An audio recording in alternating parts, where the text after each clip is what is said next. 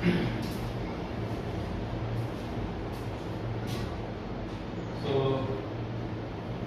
today we are going to learn about the very important topic, that is projectile motion.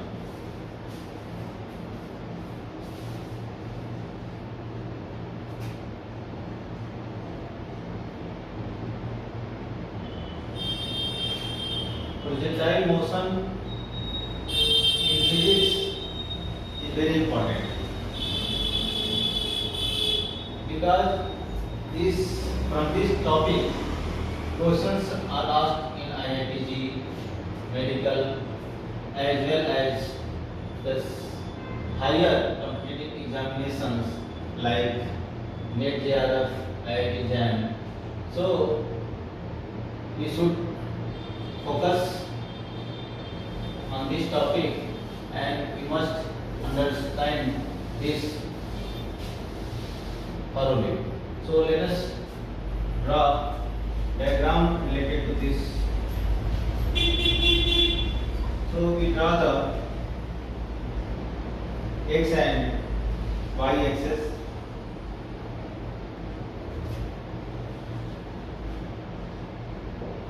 To understand this topic very clearly, so this is the direction of projection and d naught is the initial velocity given to the projectile, and we must learn how to draw this diagram so that we can easily handle the kinematics related to this. So one by one we will discuss the concepts related to this projectile motion. First of all, we must know what is a projectile. So projectile may be any body or object which is being projected or which is being thrown with some external force. Initially हम जो है इस कोई object को, any object और body,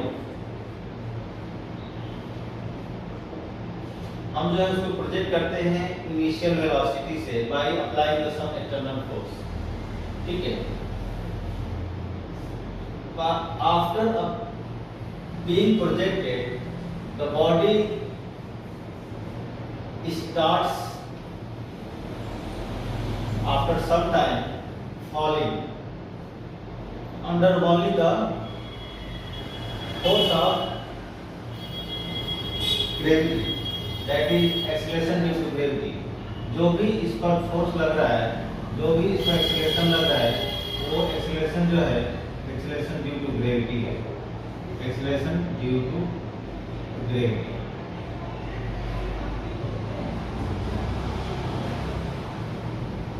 जिसको G बोलते हैं. तो प्रोजेक्टाइल वो सारे ऑब्जेक्ट हो सकते हैं जिसको हमने इनिशियली जो है एक्सटर्नल फोर्स से प्रोजेक्ट कर दिया स्पेस में, है.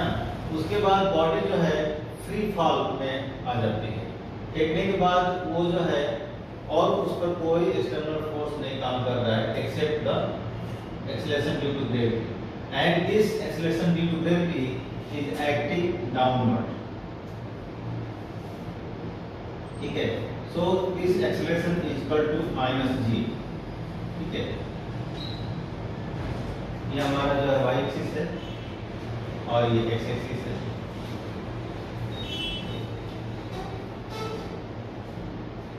जब हम इसको थ्रो कर देते हैं उसके बाद जो है इस पर जो है फोर्सेस लग रहा है, केवल acceleration force due to gravitational force लग रहा है जिसमें हमारा जी एक्सीलरेशन काम कर रहा है. तो इस पूरे और जो मोशन होगा acquired occupied by the projectile is known as the projectile motion. इसको हम डील कैसे करें, वन बाय वन जो है चीजों को समझेंगे। तो पहले आपको ये बता दें कि मान लीजिए let theta naught is the angle of projection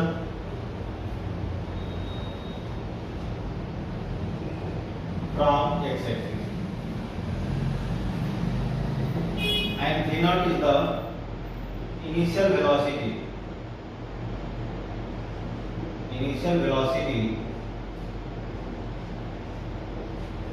given to the projectile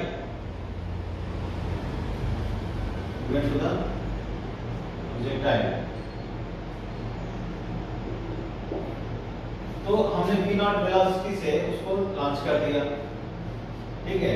और प्रोजेक्टाइल जो कोई भी चीज हो सकता है, जैसे फुटबॉल हो, क्रिकेट बॉल हो, ठीक है, नहीं तो बैलिस्टिक मिसाइल्स हो, कोई भी चीज जो कि हमने एक बार उसको थ्रो कर दिया, उसके बाद वो स्पेस में एक्सेलरेशन ड्यू टू ग्रेविटी के अंदर जो है वो फ्री फॉल कर रहा है, वो सारी चीजें क्या होंगी, प्रोजेक्टाइल होंगी। तो उसको भी देख सकते हैं कोई भी चीज। तो मान लीजिए हमने इसको सिंपलीफाइड तरीके से समझने के लिए इस वेलोसिटी को दो कंपोनेंट्स लेते हैं, normal to the X axis, normal to the Y axis. तो ये जो वेलोसिटी का कंपोनेंट ये होगा v naught sin theta naught होगा, और ये जितना ये आएगा होगा v naught cos theta naught. इसका मतलब ये है, ये इनिशियल जो है वेलोसिटी अलोंग एक्स एक्सिस है और velocity initial velocity along Y axis है। इसका क्या मतलब हुआ, मतलब यहाँ पर ये है कि जो प्रोजेक्टाइल होगा उसके मोशन को, प्रोजेक्टाइल मोशन को साइमल्टेनियस जो है दो मोशन में हम लोग समझ सकते हैं। एक साथ दो तरह का मोशन, एक मोशन जो है वर्टिकल है और एक मोशन, दूसरा मोशन हॉरिजॉन्टल है, और दोनों के दोनों जो है साइमल्टेनियस हो रहे हैं, ठीक है, एक साथ दो मोशन हो रहे हैं, इनको समझ रहे हैं। अब यहाँ पर जो हॉरिजॉन्टल वेलोसिटी है या हॉरिजॉन्टल मोशन है, उस पर कोई भी एक्सटर्नल फोर्स काम नहीं कर रहा है, क्योंकि जो एक्सेलरेशन ड्यू टू ग्रेविटी काम कर रही है, वर्टिकल काम कर रही है, तो वर्टिकल मोशन उससे प्रभावित होगा। हॉरिजॉन्टल जो वेलोसिटी है वो हमेशा कांस्टेंट रहेगी, ठीक है। तो ये जो कांसेप्ट पहली बार गैलीलियो ने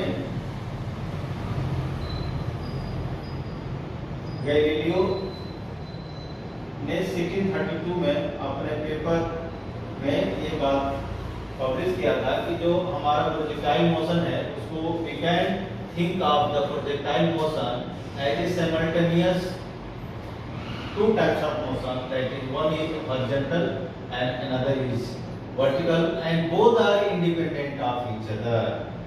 इनकी इंडिपेंडेंसी गैलीलियो ने ही पहली बात किया था।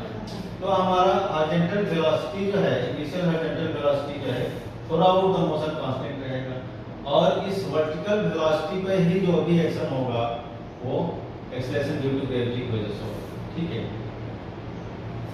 तो हम इक्वेशन ऑफ मोशन जो है समझेंगे कि भाई इक्वेशन ऑफ मोशन क्या समझ सकते हैं। तो लेट अस अज्यूम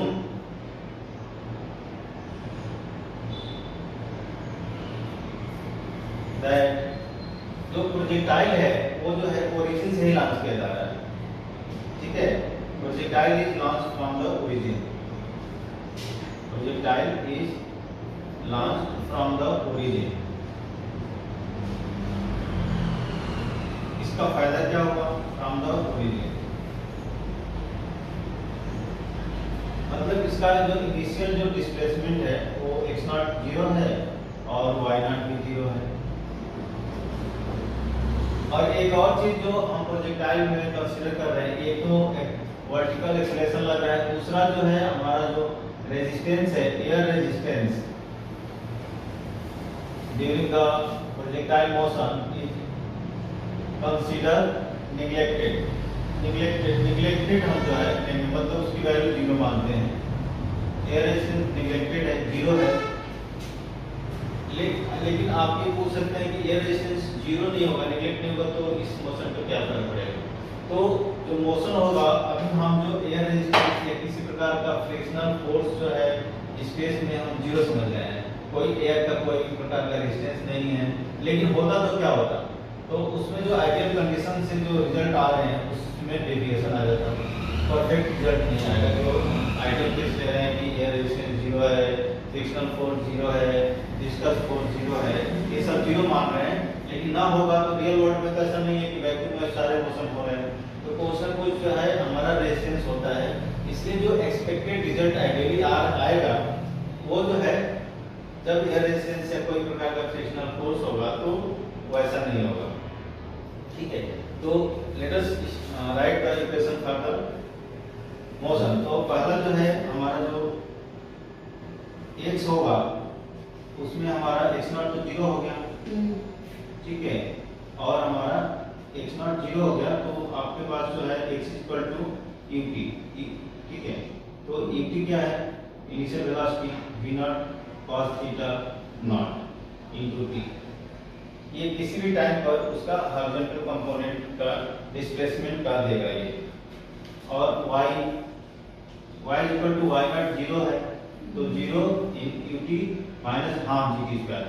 तो ये जो हमारा वर्टिकल इनिशियल वेलोसिटी है v0 y, वो क्या है आप देखिए, ये जो है v0 x v0 cos theta not nothing but v0 x, और ये हमारा v0 y इनिशियल।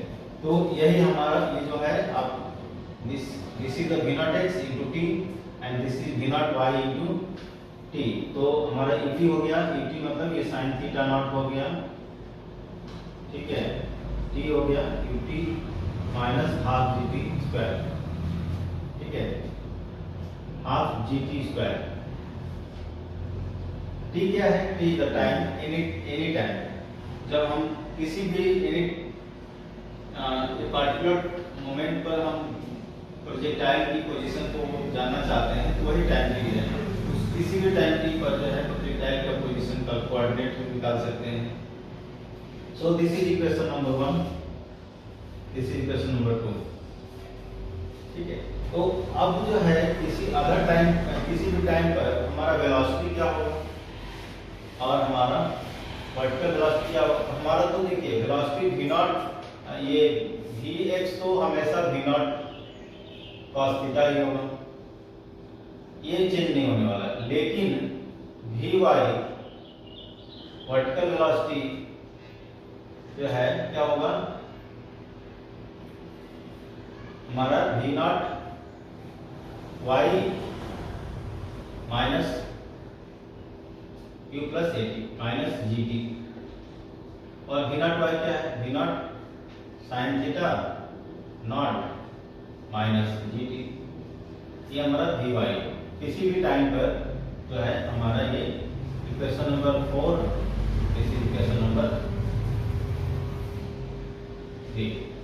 ये हमारा किसी भी टाइम पर ये vx तो कांस्टेंट रहेगा, हमारा बदलेगा क्या? vy, ठीक है। तो हमारे पास ये चार जो है इक्वेशन ऑफ मोशन आ गए related to the projectile motion, ठीक है।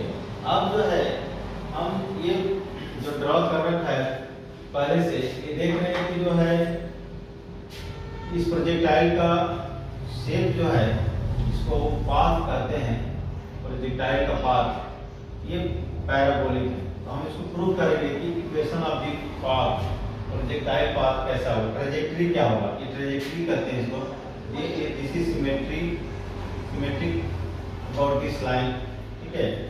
तो चलिए देखते हैं कि हम जो है प्रोजेक्टाइल का ट्रेजेक्टरी क्या होगा। इसके लिए क्या करना होगा कि हम जो है इसमें दोनों इक्वेशन x और y से t को एलिमिनेट कर दें, तो हमारा जो है टाइम इंडिपेंडेंट जो है पोजीशन निकल जाएगा, that will be the trajectory of the projectile.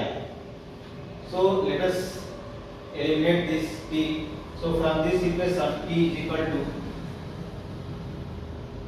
to x upon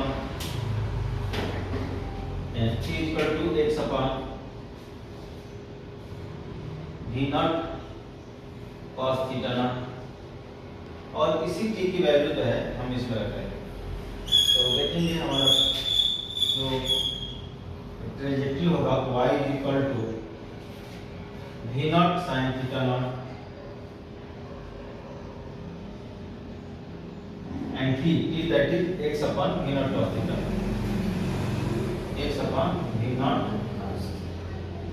cos theta naught minus half gt square minus half g t means x upon v naught cos theta naught square. ठीक है, इसको simplify करते हैं तो ये हो जाएगा y is equal to v naught cancel tan theta x minus half g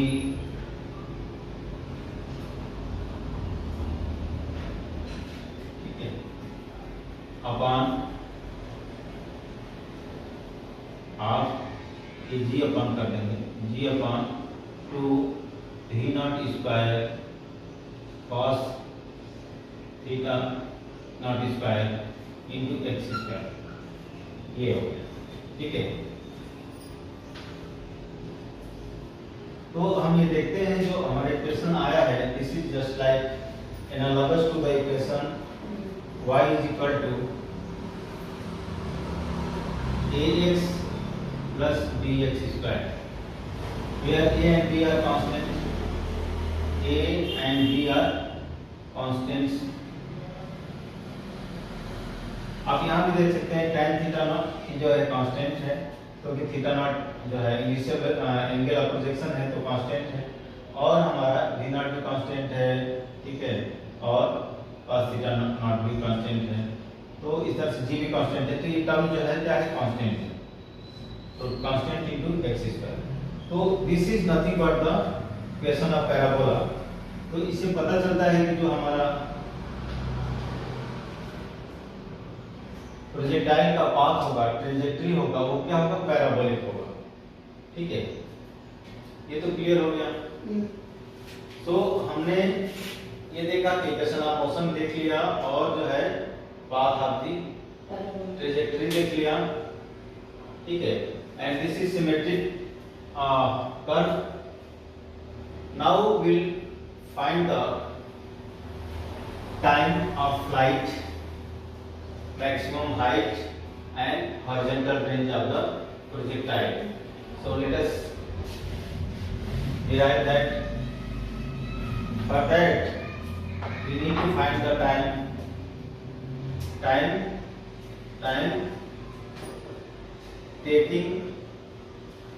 taken by projectile in reaching the maximum height,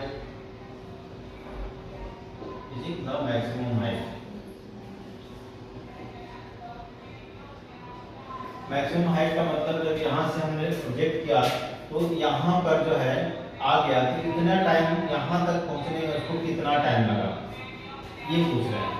तो let this is T max, T जो है हमें पता करना है।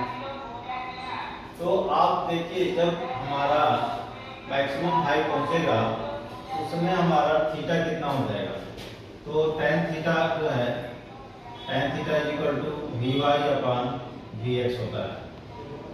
ठीक है, vertical component upon horizontal component of velocity. लेकिन जैसे ही टॉप पर पहुंचेगा ये वर्टिकल वेलोसिटी यहाँ जाते जाते जीरो हो जाएगा और हमारे पास केवल हॉरिजॉन्टल वेलोसिटी रहेगा।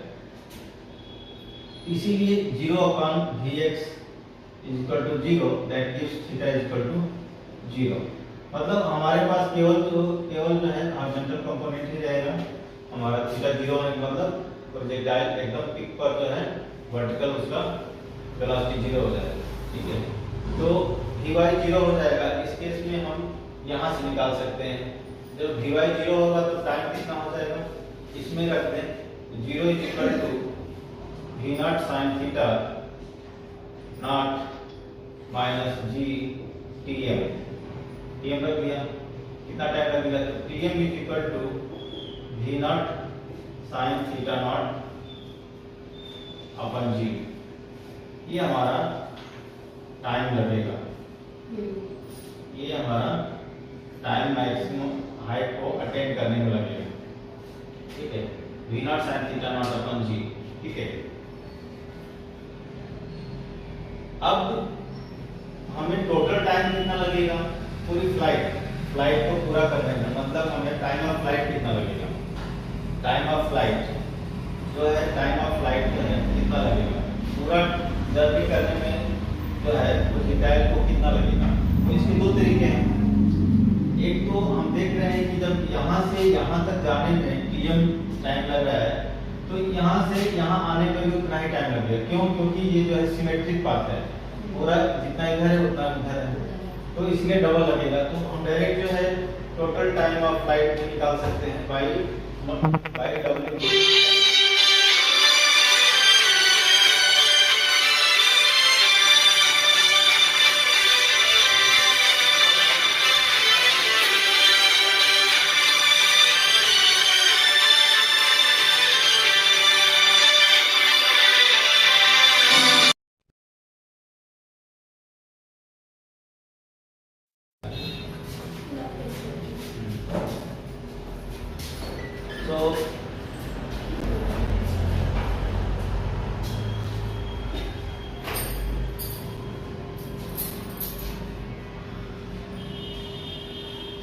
तो हमने टोटल टाइम ऑफ फ्लाइट देख लिया। हाँ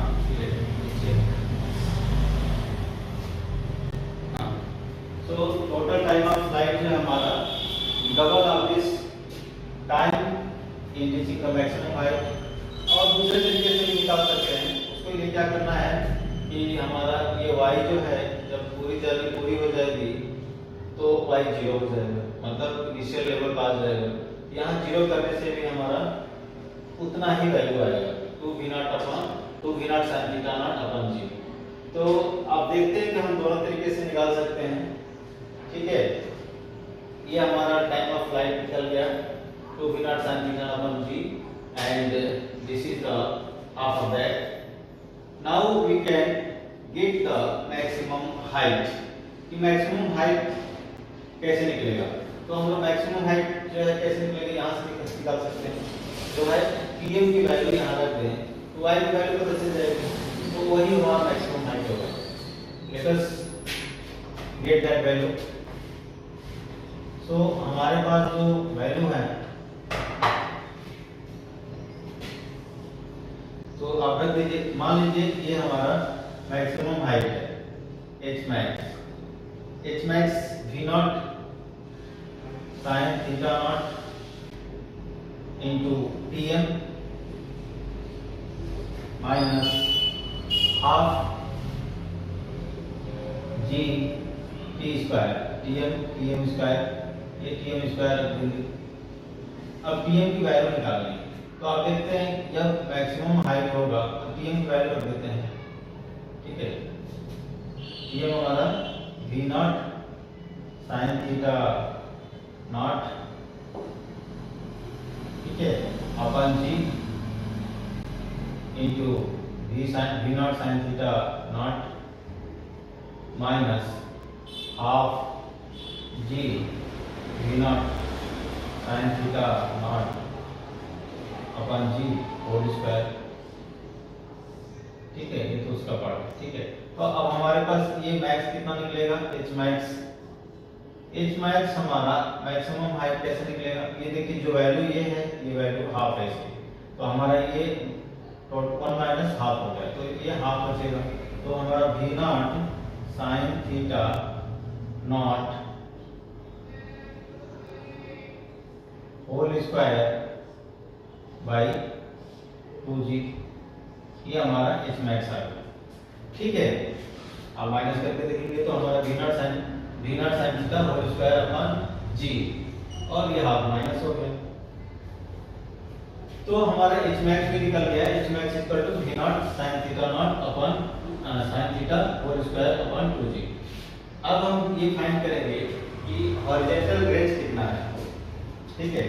हॉरिजॉन्टल रेंज भी निकाल लें, तो हॉरिजॉन्टल रेंज क्या है, तो हॉरिजॉन्टल रेंज मीन्स जब प्रोजेक्टाइल यहाँ से लॉन्च कर दिया और जब वो ग्राउंड से फिर से हिट किया ग्राउंड पे, तो उस समय जो हमारा यहाँ पर पहुँचने के बाद उसकी जो है वेलोसिटी ऐसे है, ठीक है, और यहाँ पर थीटा जो है माइनस थीटा नॉट हो जाएगा, ठीक है, और हमारा v not y minus v not y के बराबर है, ठीक है। तो जब हिट करेगा ग्राउंड पे तो कितना डिस्टेंस ये कवर किया वो हमें निकालना है, that is the horizontal range. उसके लिए क्या करेंगे, सिंपल सी बात है, जो टोटल टाइम ऑफ फ्लाइट है वो हमें पता चल गया है, और हम ये देखते हैं कि जब हमारा जो हॉरिजॉन्टल वेलोसिटी है v naught cos theta not है, इन दोनों का मल्टीप्लाई कर दें तो हमारा हॉरिजॉन्टल रेंज निकल जाएगा। So let it is the horizontal range is the capital R, that is v naught cos theta not into tf total time of flight, और इसको हम सॉल्व करेंगे तो कितना हो जाएगा v naught cos theta not, ये कितना है 2 into 2 v naught sin theta naught upon g, ठीक है। तो हम इसको जो हमारा हॉरिजॉन्टल रेंज कितना आ जाएगा, हमारा हॉरिजॉन्टल रेंज आ जाएगा r इज इक्वल टू ये 2 sin थीटा cos थीटा के टर्म्स में है तो sin 2 थीटा हो जाएगा, तो हमारे पास क्या आ गया v naught sin 2 theta naught upon g, ये हमारा हॉरिजॉन्टल रेंज हो गया, ठीक है। And you clearly see that this horizontal range depends on the initial velocity and angle of projection. So ये maximum कब होगा, क्योंकि ये जो है ये तो कांस्टेंट है, दो वैल्यू, और ये जो टोटल एंगल 2 थीटा नॉट है उस पर डिपेंड कर रहा है। तो हमारा v नॉट जो है आप कितना इनिशियल वेलोसिटी दे रहे हैं, मान लीजिए v नॉट और g फिक्स हो गया, इनिशियल वेलोसिटी फिक्स हो गया, तो हम किस एंगल से प्रोजेक्टाइल को प्रोजेक्ट करें तो मैक्सिमम डिस्टेंस पर जो है जाके गिरे, ठीक है। तो उस बात को समझने के लिए हमें ये देखना होगा कि sin 2 थीटा मैक्सिमम कब होगा, sin 2 थीटा नॉट मैक्सिमम होगा, दैट इज 1, वो होगा 2 theta naught equals to 90 degree. इसका मतलब थीटा नॉट हमारा 45 डिग्री हो तो प्रोजेक्टाइल दिए हुए इनिशियल वेलोसिटी के लिए मैक्सिमम डिस्टेंस पे जाके गिरेगा, हॉरिजॉन्टल रेंज मैक्सिमम होगा, ठीक है। तो 45 डिग्री पर यदि हम किसी चीज को बहुत दूर फेंकना चाहते हैं और हमारा पावर कांस्टेंट है, तो हमारा जो वेलोसिटी तो इनिशियली हम इतना ही फोर्स लगा सकते हैं, v नॉट कांस्टेंट हो गया, तो हम एंगल को यदि 45 degree from the horizontal ground level कर रहे हैं तो जाकर के मैक्सिमम डिस्टेंस पर गिरेगा, हॉरिजॉन्टल रेंज मैक्सिमम होगा, ठीक है। फर्दर गैलीलियो ने ये भी प्रूव किया कि यदि एंगल ऑफ प्रोजेक्शन आपने 45 डिग्री कर दिया, एंगल ऑफ प्रोजेक्शन आपने 45 डिग्री कर दिया मैक्सिमम रेंज करने के लिए, तो यदि समटाइम्स ये यदि स्मॉल एंगल से डेविएट हो रहा है, माइनस मान लीजिए अल्फा है, या ऊपर नीचे जाए, चाहे वो 45 डिग्री से अल्फा माइनस हो या 45 डिग्री से अल्फा प्लस हो, दोनों ही केस में हॉरिजॉन्टल रेंज सेम होगा। तो पॉइंट क्या है यहाँ पर, ये बात समझिए कि जो हमारे पास हॉरिजॉन्टल रेंज जो है r is equal to v naught sin 2 theta naught upon g है। तो ये कह रहे हैं कि जो एंगल ऑफ प्रोजेक्शन है थीटा नॉट, यदि वो 45 प्लस माइनस अल्फा हो, उन दोनों के लिए ही हमारा सेम ही वैल्यू आएगा, r1 r2 सेम होगा, चाहे वो थीटा नॉट 45 प्लस अल्फा हो या r थीटा नॉट जो है 45 माइनस अल्फा हो, दोनों के लिए हमारा r1 r2 सेम होगा। तो कैसे सेम होगा, क्योंकि मान लीजिए sin थीटा की वैल्यू जब 45 प्लस अल्फा रखते हैं तो क्या आएगा 90 प्लस 2 अल्फा, मतलब cos 2 अल्फा आएगा, ठीक है, और साइन 245 माइनस अल्फा रखें तो ये हमारा cos 2 अल्फा देना आएगा। Sine 90 minus alpha is equal to sine alpha, उसके रिलेशन से हमारा cos 2 अल्फा देना है। इसका मतलब दोनों केस में हमारा जो है r जो है cos 2 अल्फा पे ही डिपेंड कर रहा है, मतलब सेम आया। ठीक है, तो इससे प्रूव होता है कि प्रोजेक्टाइल को यदि माइनर डेविएशन है, मतलब थीटा में जो है 90 डिग्री से माइनर अल्फा 10 डिग्री 15 डिग्री, तो उस केस में लेस देन इसमें 90 डिग्री का डेविएशन हो थोड़ा सा, कितना 45 इंच हो जाए, इधर से 45 प्लस कर दिया, इधर 45 हो जाए, इधर 45 हो जाए। 45 में जो भी प्लस माइनस एंगल दोनों बराबर है, तो चाहे कम करके भेजिए चाहे ज्यादा करके भेजिए, दोनों में ही हमारा प्रोजेक्टाइल जो है सेम डिस्टेंस पर जाकर के हॉरिजॉन्टली हिट करेगा। तो ये रहा प्रोजेक्टाइल का डिस्क्रिप्शन, थ्योरेटिकल डिस्क्रिप्शन है, और कंसेप्ट हमने जो है उम्मीद है कि आपको ये चीजें समझ आई होंगी। और यदि आपको ये सारी चीजें एक साथ फर्स्ट पास कर देंगे, लेकिन जो है 1 बाय 1 मैंने सॉल्व किया है, तो आप थोड़ी हम स्टार्टिंग देखेंगे तो आपको चीजें समझ में आ जाएगी।